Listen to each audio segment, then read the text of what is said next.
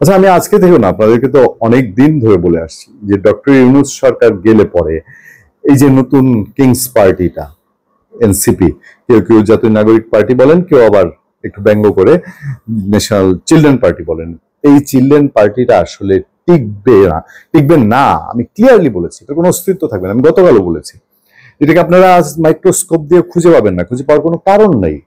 কারণ কেন নাই, আমি এটা সবচেয়ে বড় পয়েন্ট আপনাদেরকে বলি। এই যে এই এনসিপির প্রধান নাহিদ ইসলাম যে বলেছে যে উপদেষ্টারা এক্সিট করছে, পালায়, একরকম পালায় যাইতে চাচ্ছে, এরকম বলছে, তারা নিজেদের আখের গুছিয়ে ফেলেছে।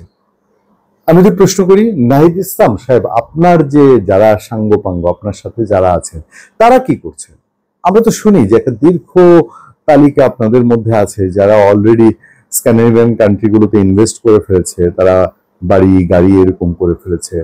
আচ্ছা, উপদেষ্টাদের উপর যে দোষ দিচ্ছেন, আচ্ছা উপদেষ্টারা দোষী, উপদেষ্টা ব্যর্থ, আমরা একেবারে এক বাক্যে স্বীকার করি। কিন্তু এই উপদেষ্টারা কি করে? উপদেষ্টারা মন্ত্রণালয় চালায়। মন্ত্রণালয় আসলে উপদেষ্টারা চালায়? প্রথম 6টা মাস চিন্তা করে দেখেন তো, আসলে উপদেষ্টারা মন্ত্রণালয় চালিয়েছে নাকি আপনারা চালিয়েছেন? এনসিপি চালিয়েছে, সমন্বয়ের কাছে, এনসিপি হওয়ার আগে সমন্বয়ক পরিচয় যারা ছিল তারা চালিয়েছে।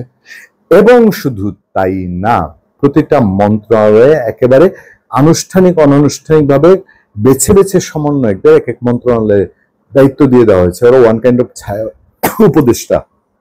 এই ছায়া উপদেষ্টারা মন্ত্রণালয়ের সংস্কার থেকে শুরু করে নিয়োগ, বাণিজ্য, পদোন্নতি সবকিছু করেছে। প্রমাণ তো ডিসি নিয়োগের যে অভিযোগ, কোথায় সেই তদন্ত রিপোর্ট? কোথায় সেই তদন্ত রিপোর্টের আলোর মুখ বাংলাদেশের মানুষ কেন দেখলো না?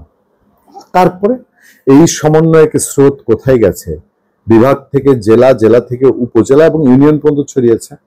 প্রত্যেকটা জায়গায় সমন্বয়করা যে ত্রাসের রাজত্ব করেছে, যে মব সংস্কৃতি চালু করেছে, যেই ব্যবসায়ীদের খুঁজে খুঁজে চাঁদাবাজি, আমরা কয়টা ঘটনা জানি? আমরা শুধু ওই আওয়ামী লীগের মন্ত্রীর স্বামীর কাছে রিয়াদ লাগিয়ে যে চাঁদাবাজি করেছিল শাম্মী আক্তারের বাসায়, সেটা জানি। আমরা জানি উত্তরা থেকে সেদিন 3জন ধরা পড়েছে। আমরা জানি হাক্কানি পাবলিশার্সের এখানে গিয়ে মোহাম্মদপুরের সমন্বয়ক রাব্বি ধরা পড়েছিল, তারপরে রাব্বি আবার দ্বিতীয়বার যৌথ বাহিনীর উপর ধরা পড়েছে।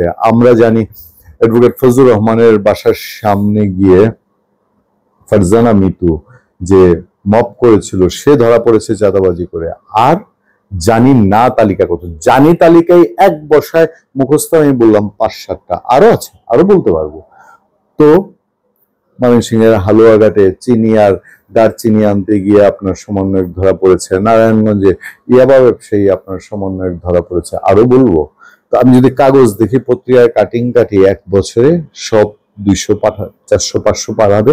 আর যেগুলো জানি না, সে লিস্টটা কত বড়। তাহলে এই যে আপনারা করেছেন, বাপুরা, আপনারা যে কর্মকাণ্ড করেছেন, এই কর্মকাণ্ডের দায়ে আপনারা কি এক্সিট খুঁজছেন না, পালানোর রাস্তা খুঁজছেন না? বুকে হাত দিয়ে বলতে পারবেন? আপনি যখন বলছেন, আপনাদের লোকজন যারা বলছে যে উপদেষ্টারা লুটপাট আখের গুছিয়ে ফেলেছে, এক্সিট খুঁজছে, একটু বুকে হাত দিয়ে দেখার সুযোগ দিবেন? আপনাদের বুক ধুরধুর করে কাঁপছে কিনা এই কথা বলতে গিয়ে, যে আমি যে আরেকজনকে বলছি আমার পায়ের নিচে তো মাটি নাই।